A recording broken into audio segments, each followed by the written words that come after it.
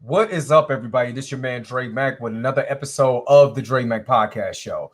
Today, we're gonna have the conversation. It's not the battle of the sexes. This is men understanding women, women understanding men, and we got to get into it because we tired of all the beefing and all of this stuff. So let's get into it on another episode of the Dre Mack Show.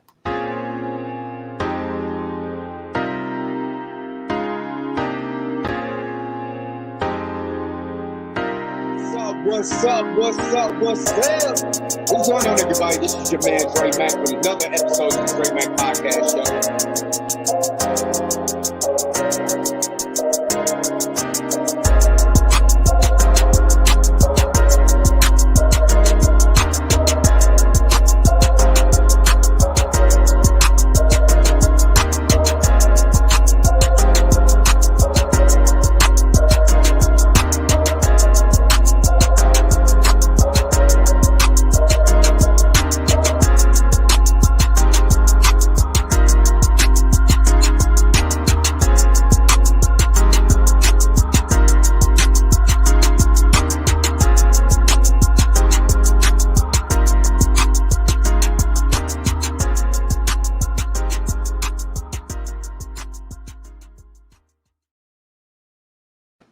All right. Thank you guys for tuning in to another episode of the Dre Mack Show. Today, we're going to have that conversation. And I actually have two ladies who's going to come in. We're going to talk about the conversation. Men, women. What is going on?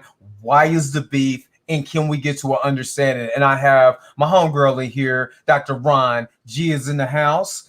And then I have my homegirl, Nikki James, that's in the house.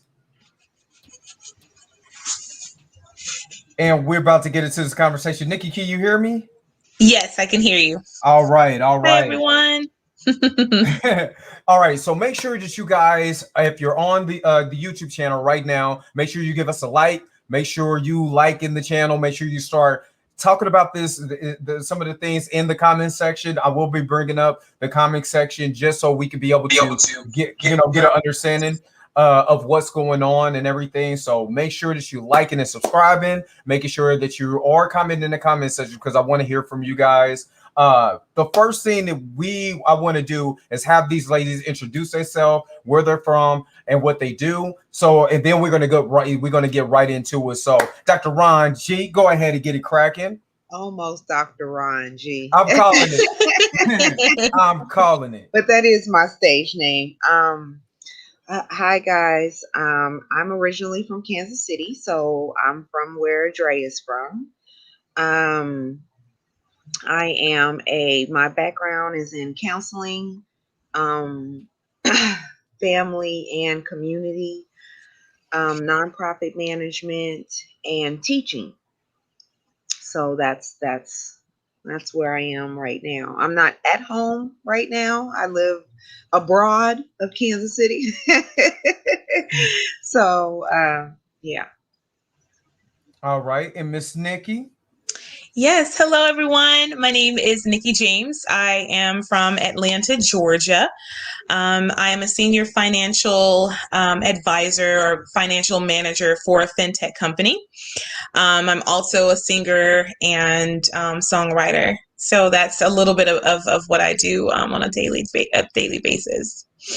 All right. And we actually me and Nikki met. We were on the app Clubhouse. We were talking about relationships. And she brought up some points because I brought up the conversation. What do men need to do to be able to garner or earn the respect of Black women? So she gave me a lot of interesting information. And, men, I sat and listened. And that's what, this conversation is about. Getting both sides together and let's talk about what is going on. What is the beef, the war between Black men and Black women? And people say, well, I don't see a beef. Well, when you look at the things that's going on, like you talk about the Kevin Samuels comment section, you know what I mean? And how people feel about him on both sides. We're talking about the fanaticals. We're talking about the people that hate his guts. There's a beef and things that's going on. So I wanted to be able to bring a panel together. And I actually had another man who was going to come on, but he wasn't able to stick around, so he had to get out prior to. But that's fine. I'm going to represent the men in this situation. But we need to have this conversation. There is too many of us that are having these issues, and we're not really talking about it. So we're going to talk about it today on the show. So all right. So when Nikki, this is directed towards you. We were talking last night. We were talking about the state of black men and black women from your perspective. And Mhm. you were saying that you would like for men to know themselves, so know yourself, to be able Mhm. to have self-love, so they could be able to love the black woman. You said that you don't that black men that you have encountered don't see black women as equal. You said that they, a lot of black men are not taking care of their kids, or they are not, they grow up without fathers, and that black men need more accountability. So I want you to speak to that. I want you to speak to some of the things that that you've experienced, and then we can be able to chime in from there, from this point. Okay. Well, I know that we were collectively in a room, and I think a couple of the women expressed most importantly about the disconnect from black men and their fathers being like, some of the reasons why they feel as if black men are disconnected from black women. I most importantly, I feel like it's more so about the emotional intelligence. I think we definitely spoke about that. I feel that it's extremely important to ensure that one is connected to one's self. And I think a lot of black men, because they are not in tune with themselves, they don't truly know what they want as an individual. And I think that's a lot of the reasons why some of black men will jump from different relationship to relationship, right? If you're unable to, connect with yourself, if you don't know what you want, if you don't have any self-love and self-preservation, how is it that you're able to invite another black woman, someone that looks the same hue as you, into a stable, secure, and emotionally safe relationship? A lot of the black men that I have, been around or either observed, not all, but some of them, they don't really look at black women as equal, or either they expect so much from certain black women. And I believe that it's a lot to do with our society. And you're really interested in an in particular female looking in a certain way, and coming home and cooking and raising the kids, and being this Beyonce type figure, right?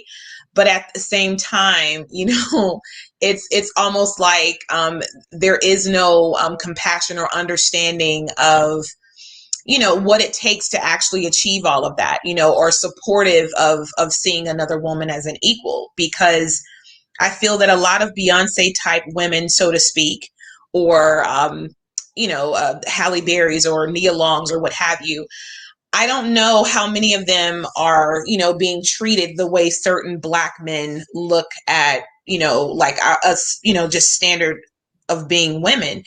And I feel that a lot of that has to do with a man not knowing who they are, what they truly want, what their values are, being in tune with their emotional triggers to really, truly appreciate the black woman. That's just a major factor that I've seen. And I think that they put expectations on women that are unachievable because they are not in tune with oneself.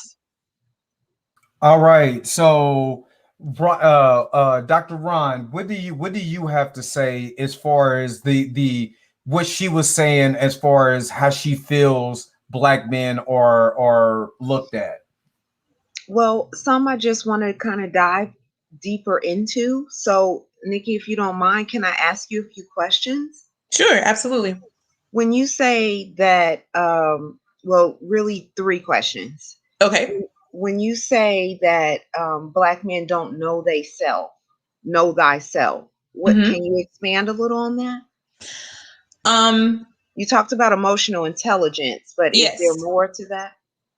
I mean, it's multi-layered, like the history, really appreciating themselves, loving themselves, most importantly, as a black man, because a lot of, especially in the financial realm of things, when you're dealing with a lot of, African American men, and they've reached a certain level of success, a lot of the women that they end up marrying, just in my profession alone, they don't really look anything like their mother or, themselves.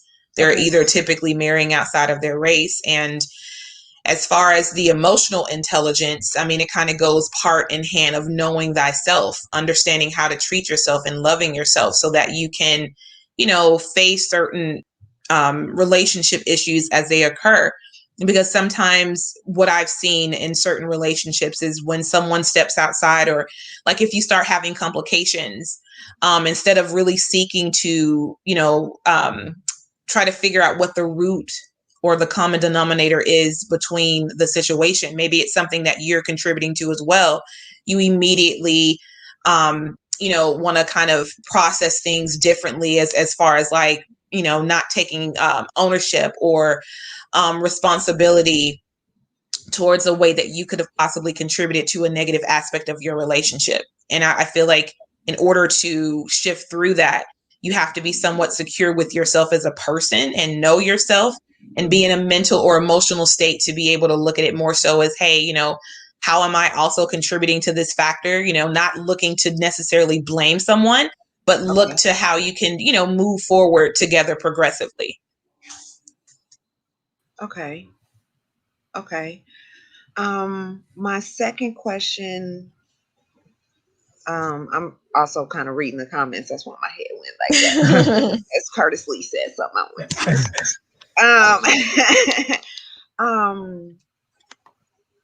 My second question was about how you feel that Black women are contributing to where we are right now. As far as, you mean the divide? Whatever, yeah. I mean, it also goes back in case in point to the mental mindset of the individual, because I feel like in most relationships, right, whether they're toxic or healthy for us, I feel that we draw in a certain form of energy based off of, traumas that we've endured, and just different things that we've experienced as a whole. So for certain women, we're all different. We're all on completely different levels. We all, will reach different aspects of those relationships individually. It's just our personal journey, right? So for certain women, if they have a mindset of, not being able to get along with Black men, I really feel that it stems from what they've experienced or their upbringing,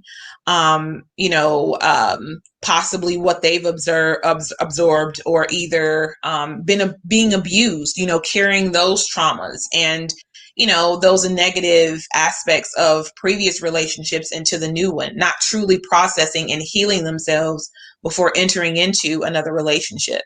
So those are also some factors as to the reasons why I feel that certain Black women, may add to the situation or the disconnect, so to speak. And I'm gonna do Dre the same way when he brings up a point. I don't want you guys to feel like I'm interrogating, but part of who I am as a professional, as a person, is to try to understand the situation, understand deeper what a person is saying, before I kind of make a conclusion about what they're saying, or a conclusion, a counterpoint or whatever. I think it's best to try to understand, where a person is coming from. When you say that men don't see women as equal, what does that mean?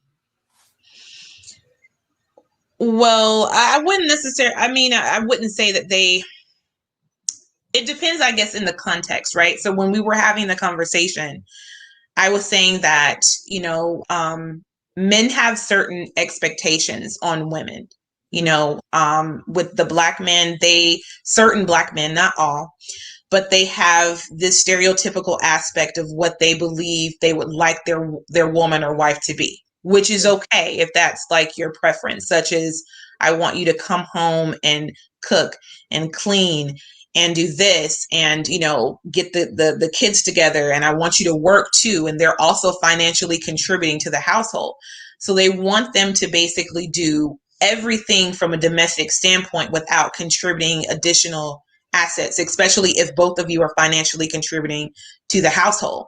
So I'm a firm believer that women and men are equal in the sense of, we can both share certain responsibilities and duties. Don't look at me as, don't look, down upon me, or, look to me or assigning me certain aspects of what you feel I can only contribute in this relationship, when we both equally contribute, from a financial standpoint. And we can, again, all of us can equally contribute to, domestic duties, because I think it's a responsibility of both parties to take care of the household. And I've seen a lot of men, when it comes to the word submissive, or men, leading, their families and their households, they feel that a woman should submit and do everything, therefore, that's asked of them if you're, the husband, or again, the head of the household. Instead of looking at your woman as someone beneath you, look to her as your equal, because I believe that there are both parts that a woman and man equally contribute. They're different jobs that maybe possibly neither one can do, but at the same aspect, you're both contributing, both of your, whether if it's from a feminine standpoint, from a woman and being a spiritual protector of the family, and then from the man being more of a physical protector of his family and leading in different aspects. You both play equal parts that are very necessary in order to make your relationship or your household work. So look at each other as equals, because you may have different responsibilities as they pertain to your household, but they're equally as important. So don't look down on your woman. And that's what I mean. There are certain men that will basically feel like, oh, because you're my wife, you're, supposed to do this, instead of saying, hey, I can see where I could also contribute or pick up the slack on this aspect. I don't see, the duties as just your responsibilities. Collectively, we should pitch in together and maintain our household. Well, I'm going to piggyback a little bit off of what you're saying, because I do get an understanding of what you're saying, as far as, if you don't want to, and I'm trying to make sure that I'm understanding that I'm saying this right. Mm-hmm. In your aspect, it's the role thing. You said, don't look at me as just a role, like, oh, I got to just clean up and cook, and then you do this. You know what I'm saying? Or you do that. You saying that it should be an equal playing field. Is that correct? Absolutely. I feel like Oh, if, I can do dishes and you can do dishes, you know what I oh, mean? right. And don't look down upon, don't look down upon me as if, I'm only capable of doing the domestic roles, when I'm also, making decisions or being protective of our financial assets. We both can equally come together to serve our household. And I feel that, certain men give women, or look at them in particular light, as not more so equal, but I'm the one leading this ship. It's my way or the highway, even though we're equally contributing things that are essential for our daily lives, and just covenanting the household. Well, I want to just put this point out, is that if you are in a relationship with a man before you get married, there needs to be a conversation that has to be had about how this is going to look. And shout out to my man Jericho Young. Shout out to Curtis too. Curtis Lee, who chipped in and was in the comment section. I wanted to shout you out, but my man Jericho Young wrote a book called The Law of Subtraction. When you talk about the relationship point, hashing out the actual contract, basically, of the relationship. How does this look? You know what I mean? So there's a realistic expectation from both of you guys. So if you're not the person who wants to clean up every day, then there should be a system that's put down between you and your man, and see if this is going to work. But I also feel like a man is a leader. A man is a leader. If he's truly a true leader, and I believe Ronnie can be able to contribute to this, he's going to get your input, but he has to lead, because there's so many women who wants to be so independent. They're so used to being independent, they won't allow a man to lead. If you kind of understand what I'm saying. So if a man is not allowed to do what's naturally built inside of him, he's not going to be able to function properly. And that means he's not going to be able to move in his true destiny if he keeps getting hindered and thinking, well, she wants to lead in this, so I'm kind of out of it. Maybe I'm wrong. You guys can speak to that. If I may. So I agree with a lot of what she's saying. I agree with a lot what you're saying. I don't think that black men and black women know themselves, and knowing themselves is knowing your, in my opinion, is knowing yourself in spirituality, knowing your place in the world, knowing your purpose, knowing your roles in different situations. None of us, I think a lot of us, when I say none of us or something like that, I'm talking in general. Let me put that caveat out there before we all get started. I think we're all talking generally, all three of us. We're not talking about all. I wanna say that kind of thing before somebody, we get some backlash because we're not using the right caveats Yeah, at the this right is time. We're not. generalization, y'all. It's This the is just generalization. generalization. Yeah, I So had to pop on here as just to a make sure. community, as a collective, individuals obviously can be exceptions to the rule, but as a collective is what I'm speaking on right now. So I agree with Nikki that we don't really know ourselves. I think that goes for women and for men. I think that if men knew themselves, that after 500 years of subjugation, we would have more economic power as a community. We would have more social power as a community. We would have more political power as a community, which is a direct action of the men in the community. We would have more cohesiveness and unity in the community. So I if women knew themselves, a lot of us would not um, have some of the emotional issues that we have that are related to single motherhood. We wouldn't have some of the, basically, we wouldn't be having, so our out of wedlock rate wouldn't be so high. The out of wedlock rate is the woman's fault. The amount of abandoned kids is the man's fault. It's that goes on both sides.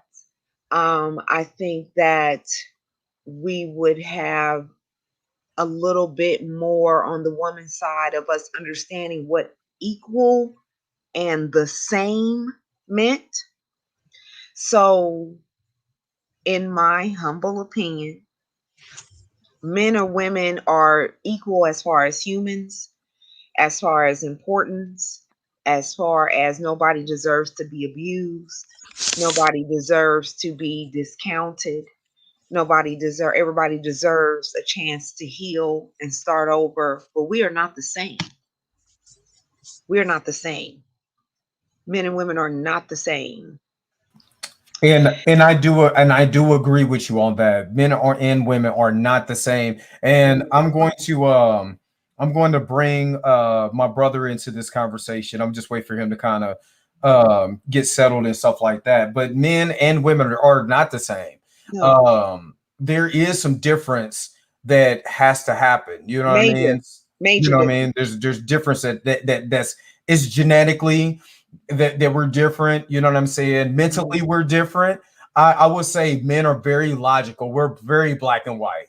You know what I mean? And I don't. And women are, to me, are more emotional. That's why we fit so together, because I have a logical explanation of things. You bring the emotional side out. Not saying men cannot. I'm not saying men cannot be emotional. That's not what I'm saying. What I'm saying is, when it comes to aspects of movement, men will think more logically in movement. We're not going to really think on our feelings. You know what I'm saying? Now, when that aspect of man is taken away, like when you're talking about, you said there's a lot of men that grew up without fathers. You're going to have some of those aspects where men are thinking more emotionally, especially if they were raised with the emotional side of the parent. I believe that contributes to a lot of the crime rate, because men are thinking emotionally. They're not thinking logically when they pull a gun out and they shoot their brother. Because if they were thinking logically, they'll say, that's my brother, I can't kill him. But when you think it with just bare emotions, this is what's going to happen. And then you have to face the consequences. Let me bring my brother up. Rico Boyd is in here. You're sideways. Turn your camera. Sideways, Yeah, man. you're side. There you go. There you go. You're good now. Oh, see, I'm trying to. If I could Go, just go ahead. no, that's okay. I just wanted to kind of finish my point, I'm sorry. and that way, the young gentleman, Mr. Rico Suave, could have the floor once he, is ready to speak. But yeah, we are not the same. We're not the same. Nobody deserves to be abused. Let's say that. And in a marriage, I was raised by men. I was raised by men that married the women that they had children by. I was raised in a family of men. My family is probably 75 to 80% men, biological men related to me. Um, Submission is a very volatile yet needed word. Submission comes on both sides because you, me and Dre was talking about this the other day, as the leader of your family, you are in a sense a general. Without your lieutenant, which is supposed to be your wife, without your high priestess, you can make a lot of wrong turns. Okay. So, as the general, as the leader, you get the final word, the final say, of course. But the best kind of general listens to his advisors Mm-hmm. and has advisors that he knows has the best interests of the group as a whole, which in this case would be the family. Mm-hmm. So what's happening right now is that because men don't know their purpose, just like Nikki said, men don't know their place, men don't know their purpose, men don't know their role. We're having a lot of conflict in what that means to be a general, what that means to lead a family, what that means to raise children and to nurture a wife. Okay, to nurture a wife. Okay. Mm-hmm. On the woman's side, we're having a lot of issues with not controlling some of our carnal desires as well, leading to some of the issues we're facing as a community as a whole. Now, everybody has a story. I know that. I know everybody has a story. I'm a counselor. I hear them every day. But those collective stories, or those stories as a collective, are starting to show a pattern or a trend of how women are out of control. We are out of control as women. And I know the statistics say this and the statistics say that, and men want to say women are supposed to control fertility, and there's a whole lot of different ideologies going on at the same time, but the bottom line is we're both out of control. We are both completely out of control. And the only way to get that back, in my opinion, in my humble opinion, is to start recognizing what each of our role is as general and lieutenant. You can't have one without the other. You cannot have an army without a lieutenant. A general cannot have an army without a lieutenant. It's just not possible. And a lieutenant can't be a lieutenant without a general. Absolutely. Absolutely. It's just not possible. So I the mix between what Dre has said and what Nikki has said, I think there's a common ground where we're trying to find the middle point, but there's way too much competition. That's what I was writing down, is competition. There's way too much competition because there's not enough fatherhood. There's not enough motherhood. There's not enough nurturing. Dr.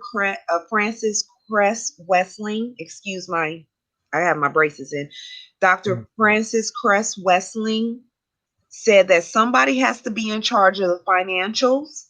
And somebody has to be in charge of the emotionals, because children need emotional development and they need a stable place to stay. They need, food, lights, gas, all the things it takes to live. And we have to split those duties. So what I say is that, yes, we are equal in that, but we are not the same. Each one of those jobs are important to raise a family, and they are equally as important. Mm-hmm. You can't have a bunch of money, but nobody's dealing with the emotional development of the children. And you can't have a bunch of nurturing and the emotional development of the children, but we're not eating. Mm-hmm. Both of those are equally as important. So we are equal in that aspect, but we are not the same. And I don't want to be the same. Right. I just don't. And I'm a doctor, Jesus Christ, and I'm telling you, I don't want to be the same. So because I have a vagina and I'm petite, so I don't want to be a man. Right. And I hope that man doesn't want to be a woman, but we do want each other to make that work. So let me ask Rico this. When we're talking about bridging the gap between black men and black women, we're talking about having a genuine understanding. What do you feel like has been lost in the process of trying to get understanding? Okay. Y'all can hear me, right? Yeah. Okay. Yeah.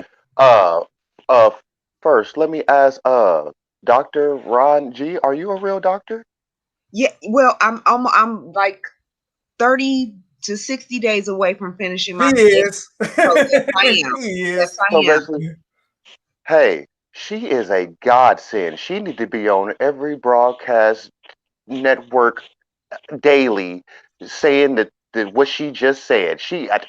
I had all this stuff I want to say, and she just basically said it. She is awesome. That's what I want to say first of all. uh, Second, I want to add Miss Nikki James. Yes. Is that her name? Okay. Yes. You had mentioned that if a man and woman is financially the same, that they should share the roles. Was that what you were trying to No. explain? Mm-mm. That's not what I No. was I'm saying. sorry. Okay. What exactly were you saying about the finances? I was basically saying, I mean, if you're both contributing to the household from a financial standpoint, that you should, most importantly, both of you should be considered to be equals in that regard. If saying, for instance, if a man is expecting for you to hold certain roles within your household and you are doing everything equally, including the financial aspect, I was saying the importance of making sure that you're seen as equals in your relationship. Okay. So that's going to answer my question from my brother Dre. Um, I feel like the disconnect is the finances. I don't think that should matter. Men and women have different roles, and I give you an example. My wife is in the military. She, let's face it, she's going to make way more money than I am going forward. She just her earning potential is way higher than mine is. Yet and still, I'm the leader of this house. You know what I'm saying? Now, and just like Dr. Ron G was saying, I'm the Optimus Prime. She is my Jazz, and I delegate things to her. You know what I'm saying? So I she can do totally got that reference. so I'm a nerd. so she can so she can do things. But bottom line is, I don't care how much money she make. I am the leader of this house. She can win $1 million tomorrow. Guess who is the leader of that $1 million? It is me. But I'm not a tyrant. I respect my wife, and I think that's another thing, that disrespect between black men and black women, that the black women are losing respect for black men, and I don't know why. Can I Now, answer that? Oh, go ahead. I want you to finish your what? point, but can I? Okay, I want to jump now on that. it depends on what type of black men we are talking about, because I see difference between African American and, I'm gonna just say it, real niggas. There's a difference between we speak real on here. black So people. Okay, there's a difference between people who grew up in hood areas as opposed to people who grew up, let's say, kind of middle class. You have a different perspective because you grew up different. Now, a lot of our guys who grew up in the hood, we grew up without a father, so we didn't learn certain things to do as a father figure. Unlike my I have a friend, he grew up in the hood, but he grew up with the father. So his outlook is totally different, even when it comes to women, than mine was. And I had to develop an outlook like that from peers, but I didn't learn that until I got older. So it depends on which African American guys are we talking about? The ones who grew up in the hood, or the ones who grew up who didn't really learn basic, relationship or basic skills in general, as opposed to guys who grew up with fathers and seen, what I'm saying, the best way to learn something is to actually observe it. You know what I'm saying? If you observe a father doing his thing, you know what I'm saying, you can kind of copy that. You'll emulate that. So go ahead, Dre. Go ahead with what you were saying. And Rico is absolutely correct. It is based on it's individual. So each individual thinks a lot differently when it comes to certain aspects of being a man. And it really just depends on what you've been through, and who you had around you to be able to guide you. If you have seen nothing but, this guy here, this guy here, this guy here, this guy here, this guy here, and it's no stability, then early portions of your life, you're going to think, I have no stability, because I can speak to that. So I had to learn stability. I had to learn how to be stable for myself, because then it goes back to accountability. Am I accountable for once I knew I was accountable for myself, then I had no other choice but to change and to realize what my potential was. You know what I mean? And then along the way, stumble and fall so I can learn how to get back up. But a lot of times you might not have that, or you might have a situation. And I know guys who didn't grow up without a father, but they had a mother there. So their aspect is a lot different, because if they had a mother who put nothing but negativity into their mind, called them out their names, called them all kinds of this, that, and the others, and they grew up with that anger towards women. You know what I'm saying? Or a fear towards women because of their mother. Or if their mother, the flip side of that, was babying the whole time. You have women that talk about, oh man, this man is a mama's boy, because all he cares about is his mom, and he don't even care about me. So there is a different aspect of these particular type of things. That's why the conversation needs to be had before we have before you get into a relationship. You got to know where someone comes from and to be able to accept that. Once you accept it, then you guys can work on it together. But if we never sit and have that conversation, if we just come in here with just straight hurt, and I can attest to this, coming into a relationship, into a marriage with hurt, nothing but hurt. So then until I can't be able to leave because I haven't got over the hurt from when I was a kid. I didn't get over the hurt from my past relationship. I didn't get over the hurt of me hurting myself and understanding myself because I had no idea who I was. And I tell men, take yourself back for a minute. My brother tells men this, and tell me this. Take yourself back for a minute. Get to who you are first. Once you get to who you are first, and that speaks to you, Nikki, when you said know yourself. The first thing that you said when we were on the Clubhouse, know yourself first. So then can't nobody tell you, you know exactly who you are. You know what you're going to tolerate, what you're not going to tolerate. So, and me and Rico talked about this. After 30 minutes or an hour of sex is over with the woman, for the last 23 hours, do you like me? And can we get along? And see, Nikki, you were exactly correct with yes. people having to know themselves. The problem is when and that's why I say there's a difference between, you know what I'm saying, real niggas and people, African Americans. When you grow up as a real nigga, you know what I'm saying, ain't nobody telling you to, maybe you should sit down first and have a conversation before you get into a relationship. Ain't nobody telling you this. So how do you even know that? So unfortunately, our young black women are meeting guys like this because most of our guys have grown up without fathers. So it's unfortunate that this is a vicious cycle that's going on, because how can you avoid, how do you know which guy you're meeting until you get into them? And B, it's a crapshoot. You don't know how this guy was raised.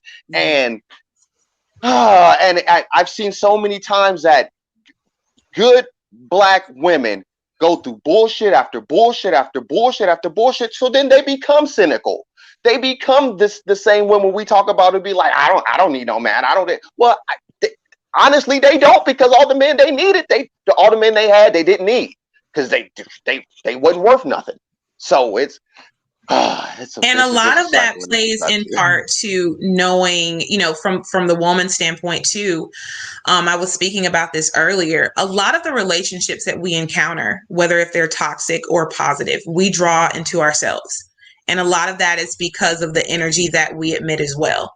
And a lot of, I would say, relationships, men, you know, male, female, from the woman's, you know, standpoint or perspective, or the male's standpoint or perspective, no one wants to understand how they call this individual within their lives. They don't get that part of it, you know, like there are attributes about you that you admit that will draw certain energies to you or certain individuals to you. And that's why I always state it is so important to know yourself. A lot of the people that we've met and the relationships that we've encountered that haven't been within our best interest were lessons. They were beneficial so that we could learn certain aspects about ourselves and move forward more productively. And so the woman, you know, when certain women will say, well, you know, this nigga ain't shit, or this dude isn't this, and blah, blah, blah, blah, blah. Well, what is it about you that's attracting you to this type of man, and vice versa? Amen. So that's what, that's my standpoint. You know what I mean? Like, people don't understand that. So, you know, when I look at different, you know, relationships, and a lot of my friends comes to me, and, you know, I'm this, you know, faux counselor, you know, because I listen to the different perspectives of both individuals, and I give them an honest assessment, you know, like, how did you contribute to this aspect? You know what I mean? Like, what did you do to bring forth this situation? Are you aware of your partner's triggers and pains? Just like, you know, Dre was saying earlier, like those conversations are extremely important to have. And to your point, Rico, you know, I didn't grow up, even though I did grow up in I guess people would consider to be somewhat of a middle class, you know, family. No one taught me how to, you know, speak with people and understand my triggers. That came from a lot of pain and additional things that I've learned in relationships. From trial and error. Exactly. From trial and error. And it's unfortunate that we have to learn that type of thing from trial and error, because a lot of other races don't have to learn that from trial and error. They are taught.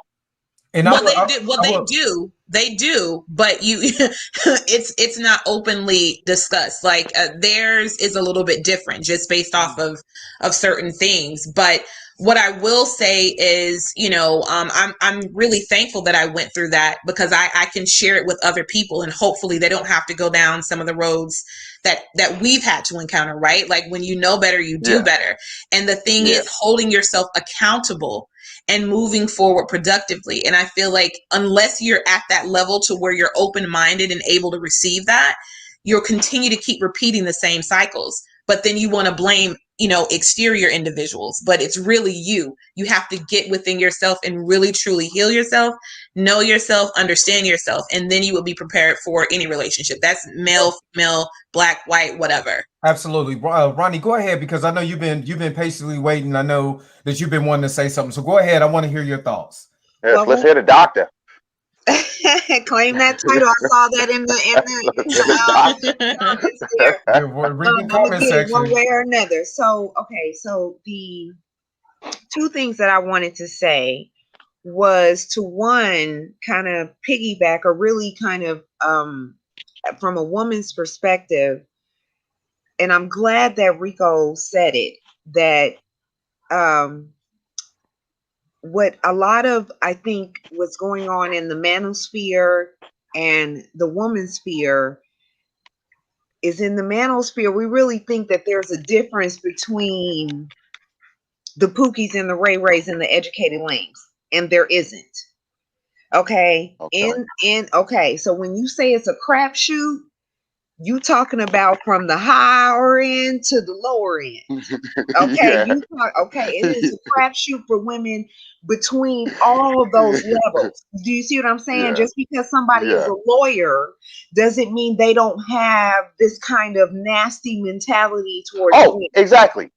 Exactly. I Okay, agree with that. so Exactly. Yes, we have exactly. to. And Well, just because he's from somewhere the in the hood, manosphere and yeah. the red pill and the save yourself black man, you know, is you chose wrong. Okay, well sometimes he could be a Pookie and a Ray Ray and really trying, and then sometimes he could be a lawyer or an engineer and don't give a F. And don't give a Okay, yeah. about the Yeah. family structure. Don't Okay, give you a understand yeah. what I'm saying? Okay, so Yes. it really is a crapshoot. It really is a crapshoot when it comes to our culture at this point. The people can have the Pookie. Like, I'll give you a perfect example. Malcolm X started off as a Pookie and a Ray Ray, now didn't he?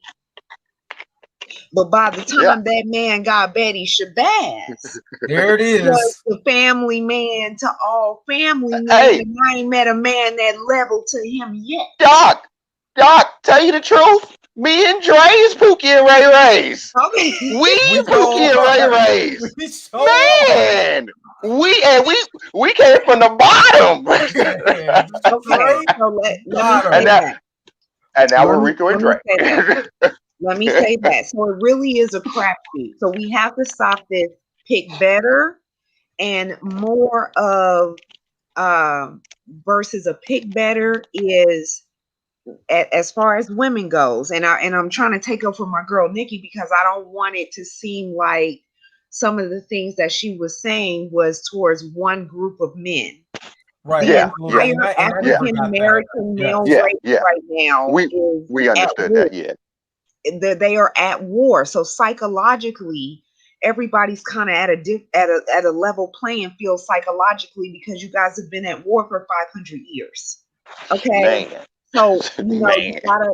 But as far as the women go, it is a total crapshoot. No matter if you make $500 million a year or you make $500 a year, so it's really a crapshoot. So what it really is, as far as this particular situation that we're in, is because if 80% of our kids are being born out of wedlock, that means 80% of our kids don't have a daddy every day. Don't have it. Don't have 80%. it, and Say it that doesn't number matter the again. level. What was that number again? 80%. So 80% that's of across us the are growing board. up without fathers. That's across the board. That doesn't have anything to do with a financial level, is what I'm trying to relay in that particular comment. Okay, so it is a crapshoot. So that means that most of the men in our culture right now are psychologically warped, Mm, which means that most of our women are psychologically warped too. And mm, this brings up mm. and Wait, why are you? I'm sorry. Go ahead. and just give me one more, just one more. Go ahead. Now, Rico, this is directly to you, baby. Uh-oh. Because me and Dre talked about this the other day, and you had said something. I understand the spirit and nature of what you were saying, but you had said something. I'm going to quote you. You said that the financials don't matter. You said that to Nikki, that the financials Okay. don't matter. Okay. Okay. And I'm going to tell you where they do. Okay. They do matter. And the reason that, and they matter in two ways. Okay. The first and most important way is that men get milk, which means feeding yourself, making something of yourself. Two ways. There's two ways to get milk. You either attach yourself to the world and you make something of yourself so that you and you alone can take care of your family, your wife, and whatever children you produce. Okay, now listen to me. Just listen to me. Just give me a moment. Doesn't mean they gotta have, you know, the Alps vacation. But can you, as a man, can you educate them? Can you clothe them? Can you feed them? Can you bathe them, which is the water? You know, the utility, you know what I mean by all of those things. Hmm. You and you alone, okay, have to be able to do that. Doesn't have to be the most. Let's say you got two kids and you make 65,000, and 65,000 is just enough to do all the things that I said, and your wife makes 200,000. You understand what I'm Okay. saying? Point blank Okay. period. You as a man are able to take care of that household, whether she's there or not. Period. Whether she can get out of bed or not, whether she's hurt or not. You understand? That is important for a man because a man gets milk two ways. Mhm. You either get milk by attaching yourself to the world and making something of yourself in that world, or you get it from my tit. Mm. Now, if you get it from my tit, there's a problem. And there's always going to be a problem. Mm. Mm. So the financials do matter. And I said this to Dre the other day. I said, right now we think of financials as paper and electronic money. But think of financials like a boar. You know Mhm. what a boar is, Rico? The animal? Yeah, the animal. Yeah, Think yeah. of Pig. Crazy pig. financials. Think of financials as a boar or a deer or something you got to go out and hunt and bring back. You should be able, as the man, as the physicality, as the physical manifestation of God. Remember what I just said, physical manifestation of God. As the masculine physical manifestation of God should be able to do that by yourself. If you have to bring me along on the hunt, then I start developing characteristics that start to compete with you. Mm. See, there's a Indeed. big difference between a woman that makes more money than her man, that the man doesn't need her. He doesn't need her, you just make more money, versus I need you to pay these bills. Do you see what I'm saying? Because I And, can't do and it. I totally agree with you. So let me modify what I was saying. No, I no, wasn't talking about. wait. And just Okay, give me go ahead. 30 more Go ahead. seconds. Just give me 30 Go more ahead, seconds. Doc. Because Go ahead, Doc. You got it. what has happened is that has been lost within our men. That has been lost because of a whole bunch of things. We can talk about them if you want to. This show can go 3 hours if you want. Ask Oh, Dre. not exactly. Okay. Right. Yeah, because of a whole bunch of stuff. And women, because we have been brought on the hunt, we no longer know the art of being a woman. Mm.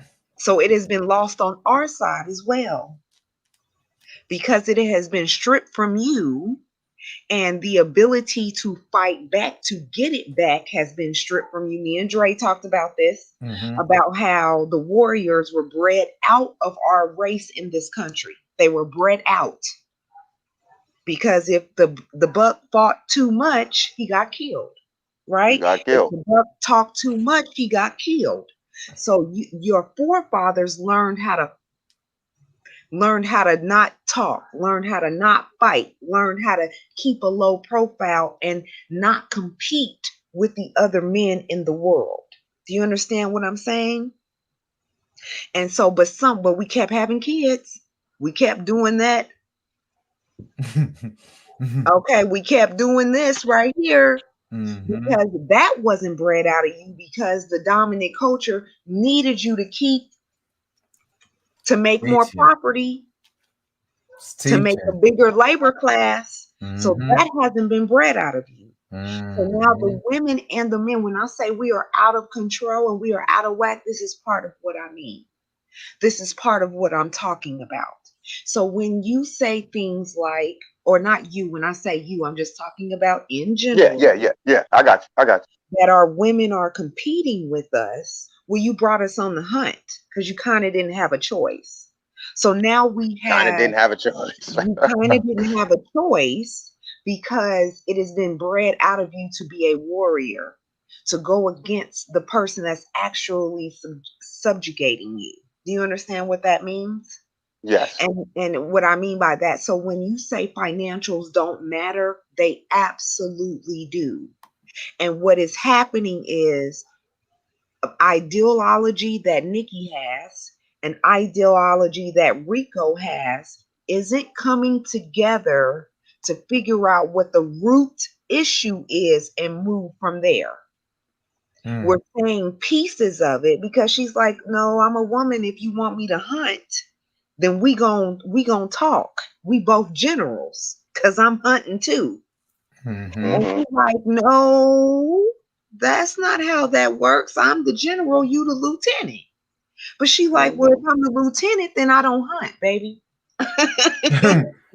And so we're missing the pieces of the conversation to actually fix the problem because it's more about neither one of us know how to get to the crux. So women don't know how to say to their man, financials do matter, honey. And you need to have some type of way to be able to take care of this family without me. Even though I make 200,000 and you make 65. Okay, so let me Go ahead, Rico, and then modify that a bit. yeah, Me and my brother talked about alpha males and Mhm. what did you call them? Omega males? omegas. Omega males. When I Now, compare men in a wolf pack. yeah. Now, what I meant by it doesn't matter the finances is exactly what you're saying. Like me and my wife, although she's going to make more money than I do, I don't need her. I never needed her financially. I don't look at her financially. I don't care about her money. It is what it is. It helps, but you know what I'm saying? And it's going to sustain us, but I I didn't need it. I already had everything established when I met her. You know what I'm saying? She came in and just rolled with the team.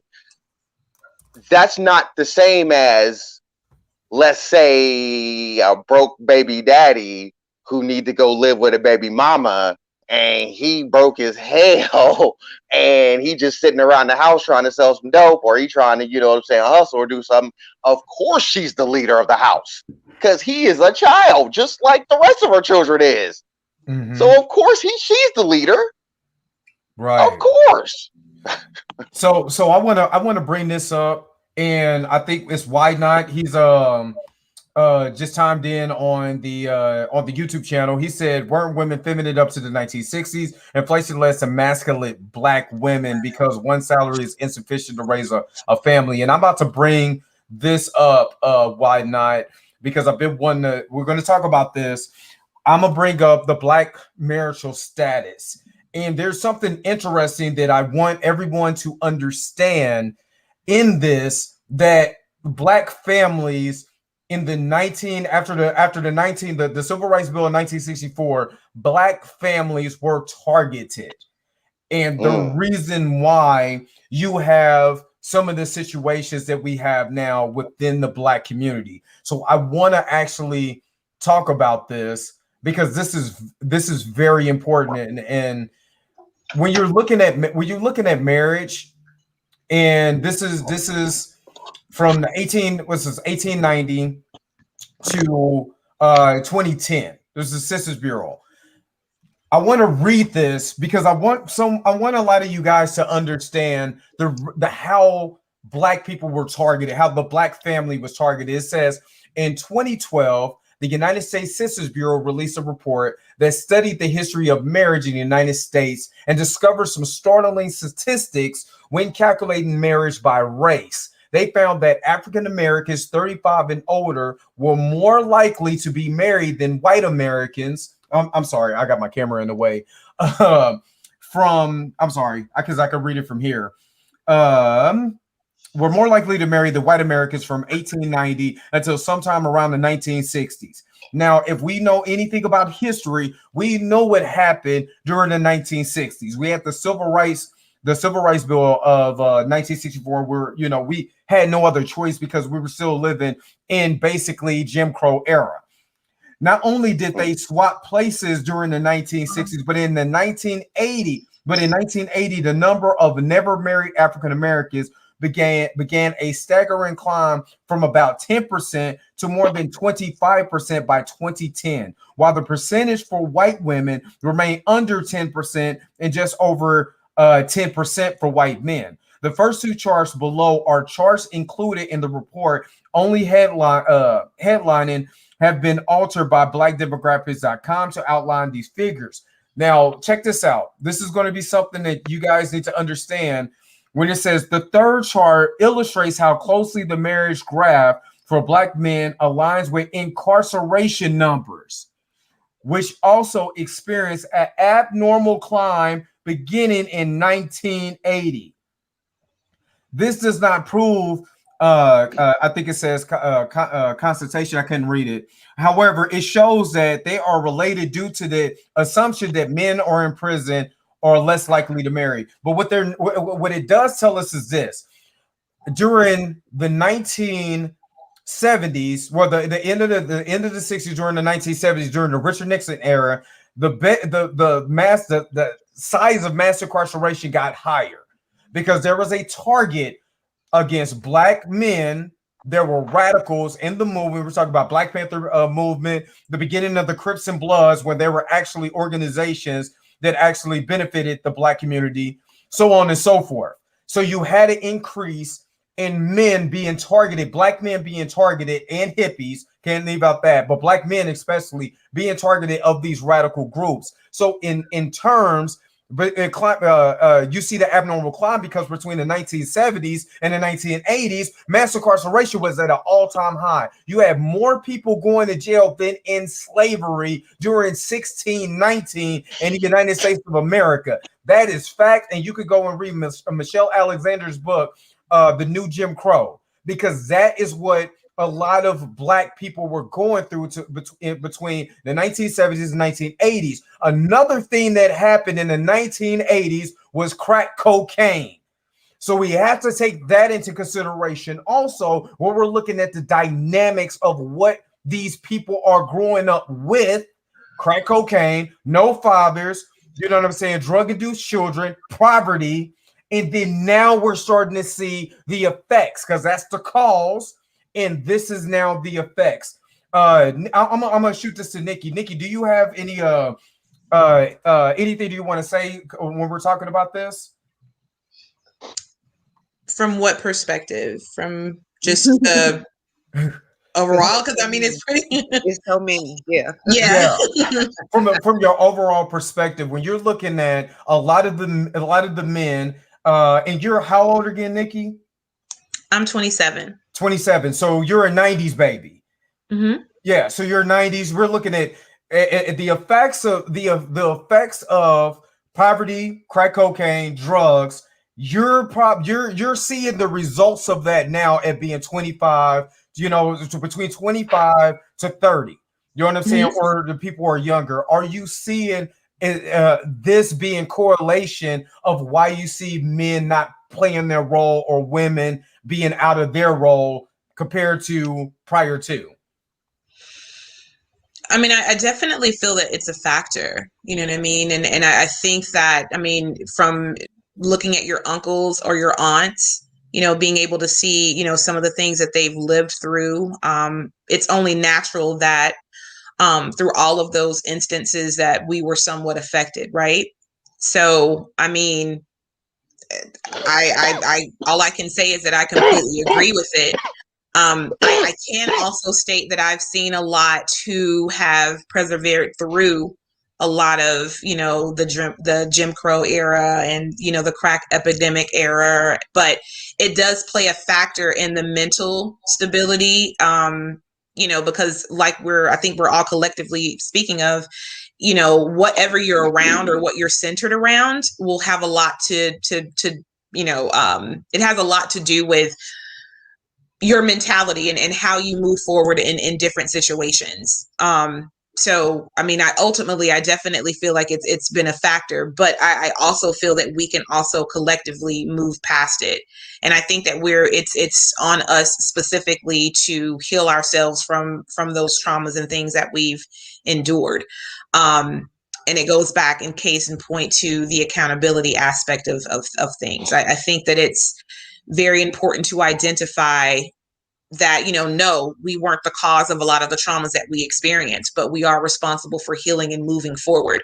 At some point, we have to take responsibility of our healing, embrace that, and move forward collectively. And So I we and, can.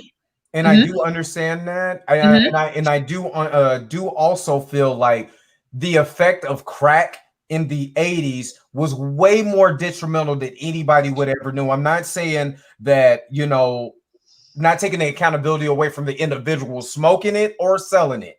You know what I mean? But the long-term effects, you're talking about low crime, you're talking about increased crime rate, increased poverty with that, and then not having the type of I would say therapy and things that you need in the neighborhoods, and these particular type of neighborhoods does play an effect to these children growing up out in the world, and they have it's just almost like pure chaos. You know Oh, what I mean? absolutely. Go ahead, Absolutely. go ahead, Ron. I'm sorry, Ronnie. Go ahead. No, and don't be sorry. I'll wait my turn. And I'm doing a good job waiting my turn too. I want to kind of piggyback off what Nikki was saying, because the one thing that's happening right now is that we're still in kind of this slave mentality, and we're playing by the slave rules still. And let me explain that. I want to give two examples. The first example is that not only the precipice of the crack and the CIA dropping guns off in our neighborhood was in Mhm. the 70s. The neighborhoods, the urban areas were deindustrialized, which Mm, means the factories were taken out, they were moved to different areas. So, like yeah, for instance, let's just take yeah. Kansas City. There were factories. Is that east or west of the plaza? The ghetto is It's east of the it's plaza. west. Yeah, it's west of the It's west. plaza. It's west of the West of plaza. the plaza. Hmm. Well, there used to be factories there. Okay, it used to be an industrialized area where a man could go and get a factory job and support a family, Down in right? the West Bottoms. Yes, I And know it. okay, so it was west. It was in the West Bottoms, and now they're moved up to the north. They're moved up to the North Kansas City. I So can speak to that too, because I'm what? from LA and they Yeah, did that to LA too. yeah, they did it to every major city. Okay, Yeah, and then redlining started, right? And so redlining. Oh my God. This was the 50s to the 70s. This is Hmm. how this happened. So the jobs moved, the money moved out of the neighborhood. Okay. Now that was a fact. Now let me give you an observation. In the 60s, and Dr. Claude Anderson talks about this, and I want to drop a few names of our forefathers, our scholars, so that people who are listening can actually go and read up on this, go and listen to these YouTubes, go and listen to this type of information, because it's out there. Um, Dr. Claude Anderson talks about how in the 60s, we had this big, the big civil rights movement, right? And all this stuff. And we had the boycott. Remember the bus boycott? Well, not us remember. We don't remember, but Yeah, we yeah, know about it, right? yeah. And even Nikki at 27, because I'm 40. I know I don't look it. But that is Nikki. Um Even Nikki knows about the bus boycott. Everybody knows about this, right? And Dr. Claude Anderson talks about how we spent a year begging these people to ride the bus when we could have made our own buses in every major black city in the area. So when we talk about accountability, we have to talk about accountability all the way back to the baby boomers. Okay? We have to talk about how We did not build our own economics. We did not strive to build our own economics. And I know there's going to be some people who are going to say, well, what about Central Avenue in LA? We had that. What about Tulsa in Oklahoma? We had that. What Because about, I was coming with that one, the okay, Tulsa, because they okay. tried and Now they wait. didn't let us. Now see, slave mentality. And please don't take insult. Listen to what I've got to say. Because when you say they didn't let us, remember I said that they bred the warrior out of you? Because the Mm-hmm. warrior in you would say, we didn't protect it. Because you can't have a Central Avenue, you can't have a Tulsa without protecting it. Let's talk about how in the 70s, 80s, and 90s, they dropped the guns off in our neighborhoods because they did that. They did that. They did that. The CIA dropped guns just like during the George Floyd things. They dropped off the bricks. Mm-hmm. They did. What if we had took those guns and protected the neighborhood instead of used it against each other? Now, see, this goes back to the accountability, and that's why somebody in the new generation, like Nikki, says, I can sympathize with you, but I'm not all the way there. Because her generation sees things differently through the lens of choice. And our generation is having a big problem seeing things through the lens of choice, and we are seeing things through the lens of subjugation, which means we're playing by the slave rules. We're not playing by the master's rules. See, the master would have protected Central Avenue in LA, and I keep going back to Central Avenue, baby, because you from LA, we from Kansas City, so ours was 18th and Vine. The one in Tulsa, everybody around the world knows about, the Black Wall Street.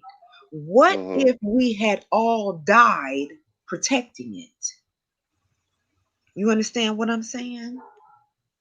What if we had started the revolution that wouldn't have been televised protecting it? See, this is Doc, what how? goes back But to, hold hold on. on, Doc. How? But let me ask this: Go how ahead, go far ahead, go would ahead. we have?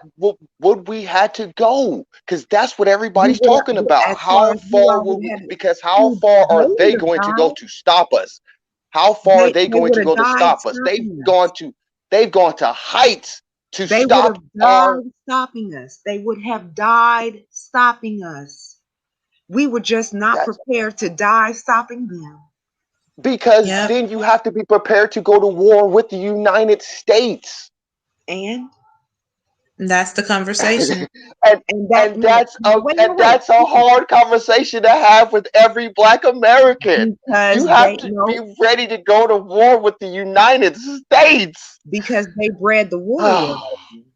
Now listen, warrior, and I'm just using the guns as an example because at this age in 2021, we don't need guns.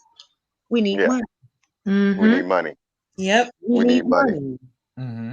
Now you mentioned Dre. You mentioned, and that's an extreme example. I know the Tulsa and the Central and the war, what we just talked about is an extreme example, and I will give that to you. Okay, so let's translate that now. This is why baby girl right here don't understand because they see things through choice now. They don't see things through subjugation anymore. They are starting to play by the master's rules, not by the slave rules. Now, and you have Well, to give it to them. Now, let me give one more example, then I'll shut up and, I'll play my turn. So let me play my turn. Let me play my turn. you go ahead with it, Doc. Okay. So right now, we don't need guns, right? We need that economic. Okay. But we are still playing by the slave rules so that we get a couple of lawyers, we get a couple of doctors, we get a couple of engineers, and I'm talking about the men. We get a couple of these high-end earning people, and we don't bring this back to the neighborhood to expand the neighborhood. We move into the white suburb. We get a white woman. Exactly. We get white neighbors. Exactly. We rub elbows we play the white game. I'll give you an example of playing the white game. Everybody knows who Robert F. Smith is, right? I don't know. Robert F. Smith is a tech mogul. He's a tech mogul. He's one of the only black owned companies in tech right now that is a $1 billion company. He's the one, Rico, he's the one that paid for All the last scholarship. year's Morehouse class. Mhm. He paid off Yep. their student Student loans. Okay. loans. Okay, Mhm. Okay. you heard Okay. about that? Okay. Yes. Yes. He's playing the white game Hmm. because, and let me tell you how. Hmm. Okay, let me tell you how. Now I know I don't want the brothers to jump on me, so just listen till I finish and let it go through these brain waves. Okay, Let it marinate. He's playing the white game because he didn't hire 1,000 black men, because the tech industry is one of the industries in the world that can take you from rags to riches. Yep. Yep. Absolutely correct. Absolutely. Okay, Absolutely Yep. correct. 5 to I 10 work in years. it every day. And the tech industry is also one of the major industries of the global economy that black men are still cut out of. Okay? He could have hired 1,000 black men over the next 10 years. When I'm saying 1,000 black men a year over the next 10 years. You understand that? He could have came out and said that. Instead, he did a showmanship. I have a lot of business friends, and my business friends know that when you pay somebody's federal student loans off the way he did, he got every single dollar back through his taxes. Every single dollar. Every single. That's in the white game. Because if he wanted to uplift black men, and I'm not even saying do black women and black men. No, just do black men. Just say you are starting up an initiative to hire 1,000 black men a year in your tech company. Do you know 87% of his company is white? 87% of his hires in that $1 billion tech company is white. He could have started an initiative where he hired and trained black men in the tech industry over the next 10 years. But instead, he married a Playboy bunny that had a kid by another somebody who didn't marry her. And now he's playing the white game. You see how that works? So we are still going by so that he can hobnobs. So even our financial leaders, even not Malcolm X, who was the other one who led the civil rights movement, Martin Luther King said, I done effed up, y'all. Mm-hmm. This was an economic war, not an integration one. Right. Absolutely. And then he got killed. Yep. Mm-hmm. On the last, yep. So what is happening is, so when he realized, when his warrior mind started to wake the fuck up, he got killed. And that's what you guys are really afraid of to start this war. That's it right there. We are afraid because every time somebody tries to start the war, they go to the extreme to quell it.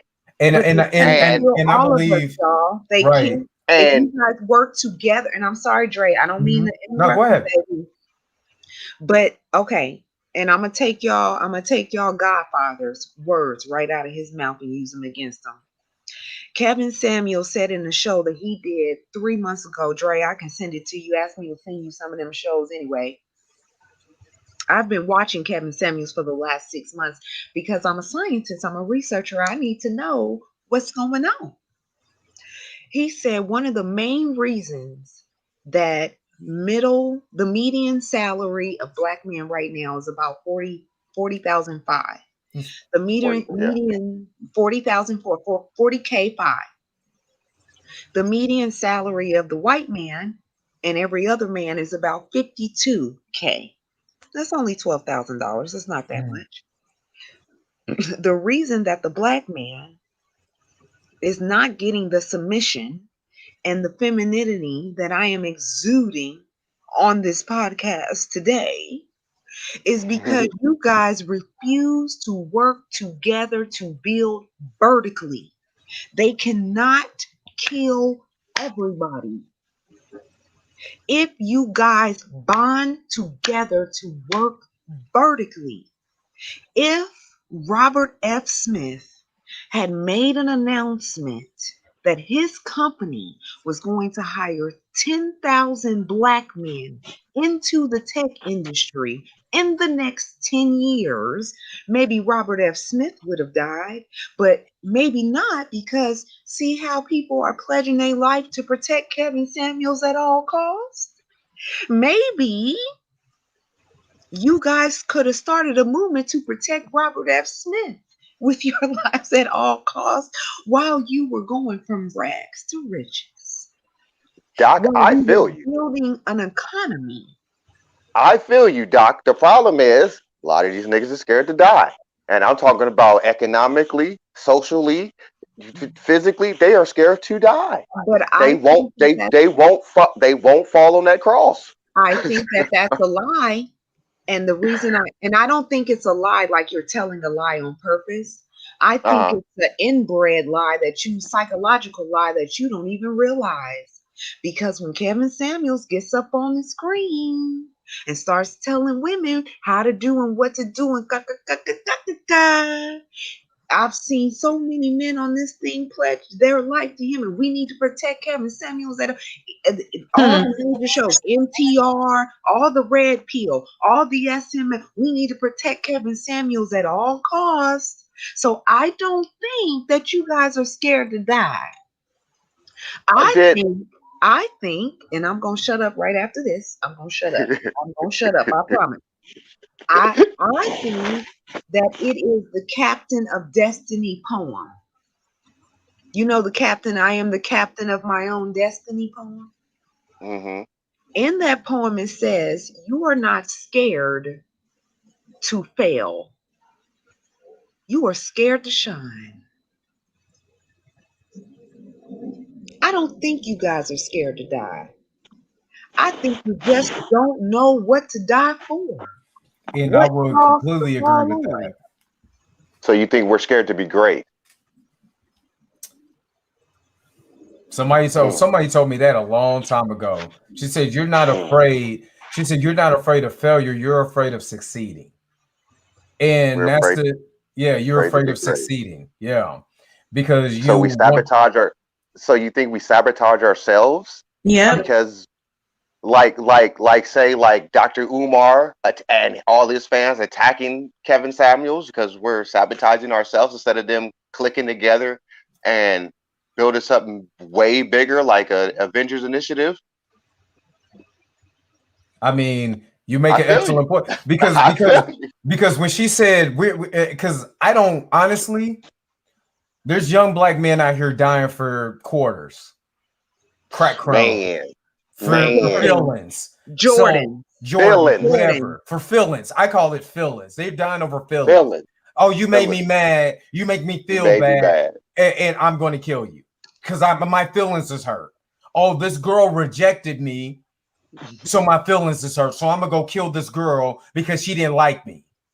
Or you got the best of me in a fight and you embarrassed me, so I'm embarrassed. Right. You know what I'm saying? We die over stuff. Why not say we die over colors? Whatever the case may be. I don't think we're afraid to die. We are afraid to succeed because if you succeed, you're held to a higher standard, and that brings on accountability. And now you're responsible for your community. And I'm gonna reference this, and I'm going to start tailoring it because I'm gonna cut this off here in about 6 minutes. But it's like that whack. It's like when Calvin Got a Job, that commercial on the Dave Chappelle show. And I'm gonna say this because when Calvin got a job, remember what he said: You think they made McDonald's or whatever it is, was Whack Arnold's. That was supposed to be responsibility of the neighborhood because one brother got a job. Just think if we created jobs. That makes us really responsible for the economic growth of our communities. And we are afraid to shine in that aspect because now we have responsibility to hire other Black people. We have responsibility to feed other Black people. And you have people like Wilson's Pizza over in KCK. And salute to that brother because that brother is built in his community, has made sure to feed his community, and made sure to hire in his community. Now we had brothers like Mr. Wilson that factor into every aspect of the quarter from Quindaro all the way down to First Street, all the way over to Missouri, all the way up to 78th Street. I'm just saying, if we had more people like that, then what do you think I wouldn't even think we would have this situation coming together where men or women are doing this. We're bumping heads because we all would have a responsibility to do. We all would have a journey to go to so we could be able to be great. You don't see this in the Hispanic neighborhoods, you know what I'm saying? Because they know how to build together. You don't see this in the Middle Easterns because they know how to build together. Hell, white folks have been building together since they got here. So we need to, and I agree with Ronnie, we need to get out of the slave mentality and to think like masters. And that's all I'm gonna say about that. And not masters over people, masters of our own master of ourselves and our environment. Masters of our own industrialization. Yes. Masters of our own community. And the women will fall in line. I promise. I promise. Absolutely. Nikki, do you have any last words before I wrap this up? Well, I'm really appreciative of the conversation. I think a lot of good points were had. I definitely feel like it would be beneficial to have, an even deeper discussion or possibly a part two, you know what I mean? Part two is coming. Part two is coming next week. Part two is coming next week. Yes. So I'm really appreciative for you having me on and being able to kind of speak and shed some light. And I hope that it's given, individuals a different perspective, to kind of look at things from a different lens. And, hopefully they can incorporate some of the things from today and, have a deeper meaning and enabling us to move forward productively. So just want to say thank you guys. It was an honor being on and discussing all of this with you. No problem. Dr. Ronnie G, the doctor's in the house. Hey, go ahead. What you got for us? Last words. My last words are that it's time to step up. It's time to start working together. I'm talking to the men. I'm charging the men. The women, we got stuff to do. We need to lose the weight. We need to lose the stress. We need to close the legs. We need to stop having all of these children. And we need to be rewards for our men so that when they step up, we're here. We're here. But men, I need you to understand that you cannot have cheerleaders without playing the game. You have got to play the game. Get into the game. And the game is with other men. The game is with the globalization that is happening around you, around the world. Step into being the master of your destiny. Step into it. Step into it. Miss Ayanla, Mama Ayanla, Queen Ayanla has retired, and here I come. Here I come. Step into the destiny of your people. And we can take over. We can take, and it's not even about taking over, but you know what I mean. Mm-hmm. And we can create our own world. It is time to stop this integration, and it is time to create an economy within people that look like you and look like me, so that the babies that look like us will have some place to come home to. Absolutely. Rico, last words. Man, Doc, are you on TV? You writing books or something? You need to be talking to everybody. I'm dead serious. You need to be talking to everybody. When your next show? Okay. She need to be talking to everybody. I'm dead serious. She is speaking the truth on here. Yes. Men, um, um, like I said, she's totally correct. Like I got a homeboy. We do work, and what we do is we try to renovate houses in the hood to bring up our property value in our communities. You know what I'm saying? So that they get, because I live in Wichita, Kansas, and they kind of scandalous on the real estate around here when it comes to African Americans. So we trying to change that. So you know what I'm saying? You telling people to step up, our black men to step up, man, that's a godsend. You need to be somewhere on TV, so telling all black men that. Well, she's on the Dre Mack show, so we getting it started here. She started. Yeah. Right. Yeah. So that means y'all need to like and subscribe to the channel so you can get more of Dr. Ronnie G, if you hear me. All right. I appreciate all of you guys coming on to the show. I appreciate everybody. I appreciate everyone who stopped in and check out the this episode of Dre Mack Show. We will do a part 2 on this next week, and I will get a flyer together because people are like, I don't know where your show is. You just pop up shows. Where's my show?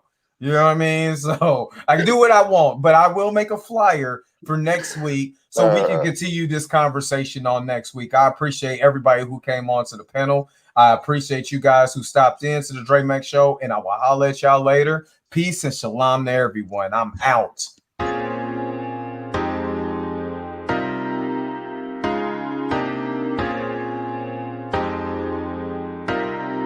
What's up? What's going on, everybody? This is your man, Dre Mack, with another episode of the Dre Mack Podcast